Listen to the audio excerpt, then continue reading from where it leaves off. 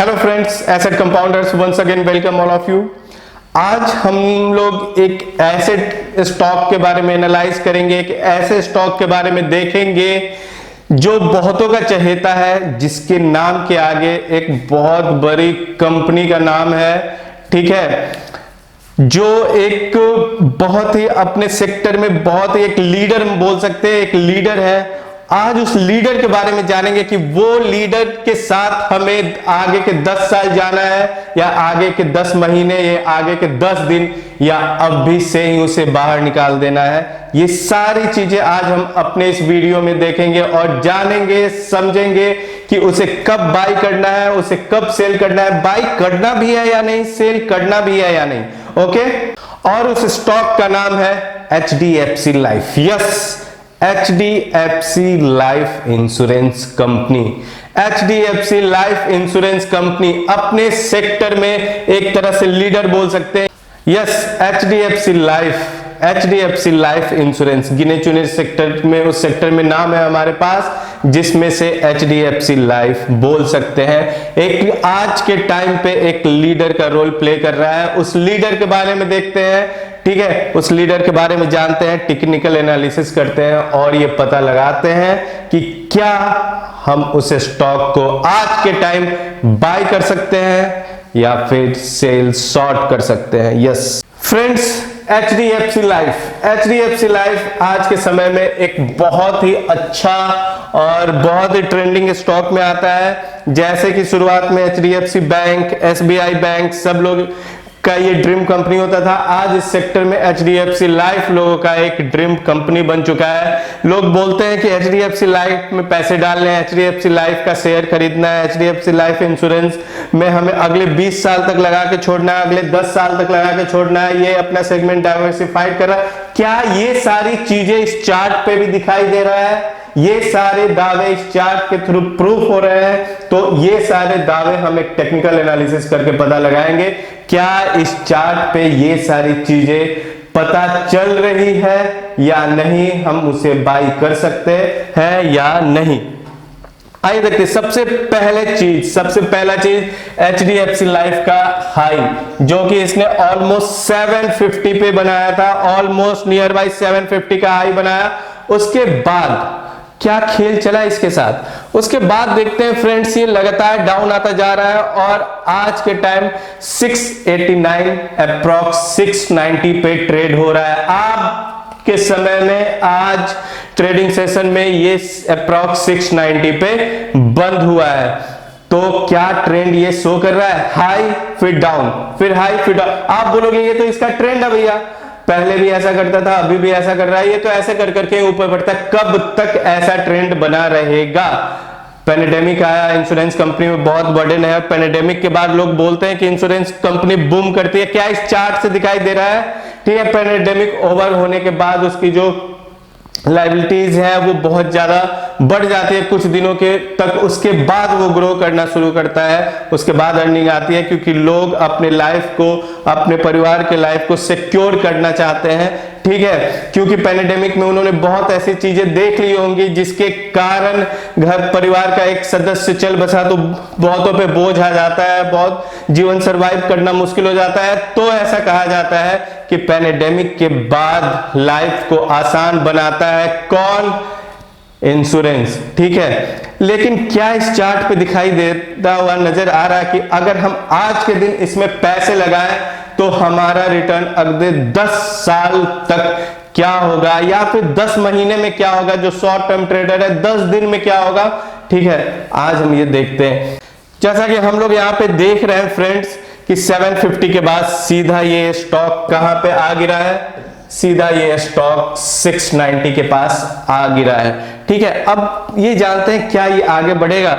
यहां पे क्लियर दिखाई दे रहा है कि ये जो लेवल था हमारे पास 690 का, ये जो लेवल था 690 का, ये एक बहुत ही मजबूत, बहुत ही स्ट्रॉन्ग सपोर्टिंग लेवल था, जिसको HDFC लाइफ ने यहाँ पे ब्रेक कर दिया है और उसके नीचे एक अच्छा खासा बियरिश कैंडल यहाँ पे फॉर्म किया है। आज मार्केट ऊपर होने के कारण ऑब्वियस सा बात है, मैं अपने हर वीडियो में लगभग ये बताता हूं कि जब आंधी तूफान आता है तो उसके साथ सारे शेयर आगे बढ़ते हैं, सारे शेयर समराइज होते हैं, सारे शेयर चलते हैं। जब गिरता है इंडेक्स, जब ओवरऑल मार्केट गिरता है तो सारे शेयर गिरते हैं। तो उसी का नतीजा है कि आज ये बढ़ा हुआ हमारे पास यहाँ पे दिखाई दे रहा है।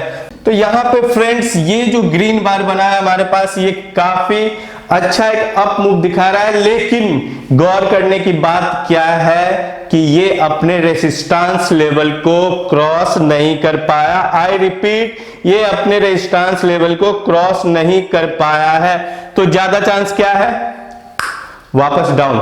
ठीक है, तो कब तक ये डाउन आएगा, कब तक इसका डाउन ट्रेंड चलेगा? तो यहां पे क्लियर विजिबल है, क्या विजिबल है, 642 का शेयर प्राइस। तो 642 इसका अब मेजर सपोर्टिंग लेवल हो गया है।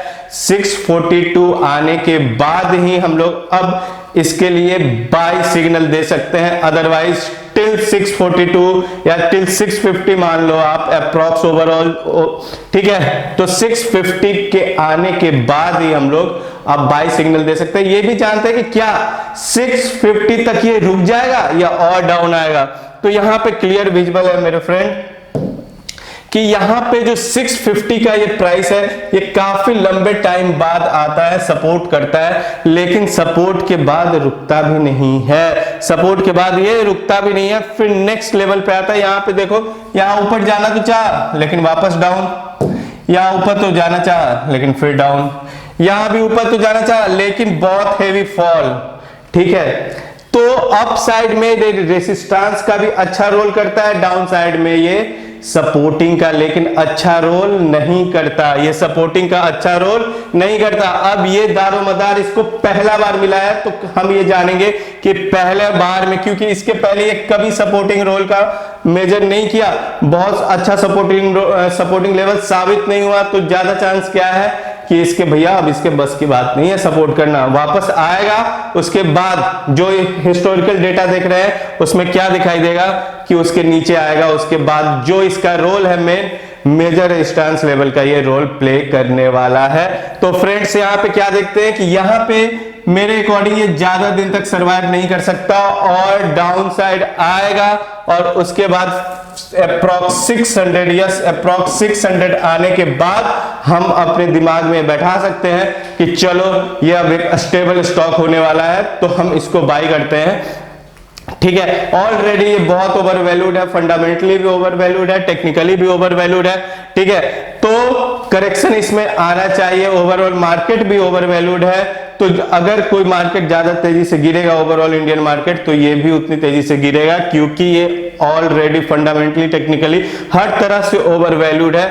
ठीक है, फंडामेंटली इसका पी जाकर के देख लो ओवर वैल्यूड है, टेक्निकली देख लो, आरएसआई देख लो, बॉलिंजर बैंड देख लो, किडनी चैनल देख लो, सब में ओवर वैल्यूएशन इसका शो हो रहा है। ठीक है, तो यहां पर क्या है, यहां पे अगर हमसे कोई पूछा जाए कि भैया आप 600 पे इसमें हाथ डालोगे, तो मैं बोलूंगा 600 भी इसके लिए रिस्की है। क्यों? क्योंकि 600 भी इसका मेजर सपोर्टिंग लेवल कभी साबित नहीं हुआ। मेजर सपोर्टिंग लेवल इसका जो साबित हुआ है फ्रेंड्स, वो कहीं ये लेवल है, लगभग 540 का लेवल है, जो इसके लिए मेजर सपोर्टिंग लेवल हमेशा साबित हुआ है और मेजर रेजिस्टेंस लेवल भी साबित हुआ है। ठीक है, यहां पे देखिए, यहां पे डाउन आने के बाद जस्ट रिवर्स, फिर यहां पे आया। अब मेजर सपोर्टिंग लेवल तो था, लेकिन जब सेलर का भरमार हो जाए, सेलर अच्छे खासे संख्या में आए, सेलर हावी हो जाए, डोमिनेंट हो जाए, तो शेयर को गिरने से कौन रोक सकता है। ठीक है, तो यहां पे भी यही हुआ, जब ये डाउन ट्रेंड आया तो अच्छा डाउन ट्रेंड आया, लेकिन यहां पे ये अच्छा रेजिस्टेंस परफॉर्म कर रहा है।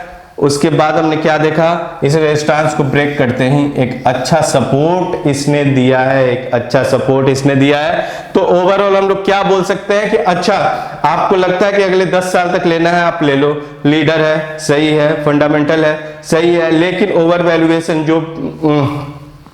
जो हमारे इन्वेस्टमेंट में वैल्यू इन्वेस्टर माने जाते हैं, वो वैल्यूएशन पे फोकस करते हैं। तो यहाँ पे जो 600 का प्राइस है, मेरे अकॉर्डिंग पूरा का पूरा पैसा वहां पे नहीं डालना चाहिए। 60% आप डिप्लॉय करो वहां पे, बाकी का 40% अराउंड 540, बाकी का पोजीशन अराउंड 540, वो भी मार्केट सिनेरियो देख करके, क्योंकि इसमें मूव भी है, स्टॉक भी उसी तरह का वोलेटाइल है। ये देखो आप कहाँ, ये लगभग 350 और 750, वापस से यहां पे आया लगभग ये 650, फिर 550। तो ये काफी वोलेटाइल स्टॉक्स है, इसके लिए 5-10% मूव कोई बहुत बड़ा चीज नहीं है। तो मार्केट सिनेरियो देखने के बाद हम लोग ये जानेंगे कि हाँ अब इसमें हमें पोजीशन बनाना चाहिए या नहीं बनाना चाहिए। तो प्रीवियस लेवल जो हमारा फर्स्ट स्टेप होगा, जहां पे हम लोग 60% का पोजीशन बैठा सकते हैं, वो पोजीशन होगा लगभग, वो प्राइस होगा 600 का, और जो हमारा 540 का प्राइस होगा वहां पे बाकी के 30% और 10% हम लोग बचा कर रखेंगे।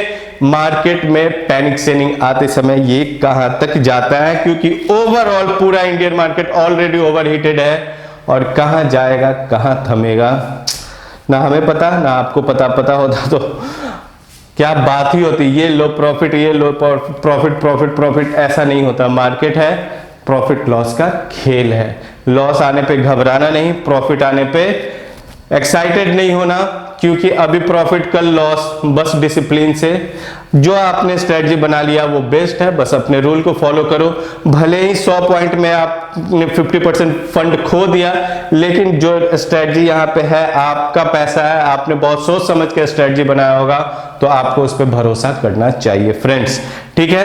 तो ये रहा हमारा HDFC लाइफ का टेक्निकल एनालिसिस। डाउन साइड आने का प्रेडिक्शन ज्यादा है, अप साइड ना के बराबर है, क्योंकि ये ऑलरेडी अपने सपोर्टिंग लेवल से डाउन आ चुका है, सपोर्टिंग लेवल को तोड़ चुका है, ठीक है। तो हम लोग वेट करेंगे सबसे पहला टारगेट 640 का, उसके बाद हमारा जो दूसरा टारगेट 600 का, और थर्ड टारगेट जो है वो 540 का है। उसमें भी 10% बचा के रखना पैनिक सेलिंग के लिए, ओके। तो ये रहा हमारा आज का HDFC लाइफ का टेक्निकल एनालिसिस।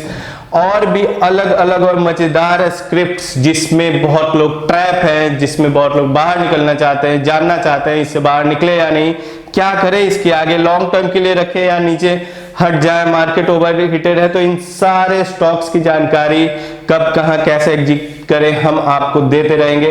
बस आप हमारे चैनल को लाइक करें, सब्सक्राइब करें और शेयर करते रहे, बेल आइकन को जरूर दबाएं, क्योंकि पहला नोटिफिकेशन हमारे सब्सक्राइबर के पास जाए वीडियो आते ही। Thank you so much. And fundamental of HDFC life for long term investment के लिए प्लीज हमारे चैनल पर वॉच करते रहें, बहुत ही जल्द आपके साथ लेकर के आ रहे हैं। Thank you so much.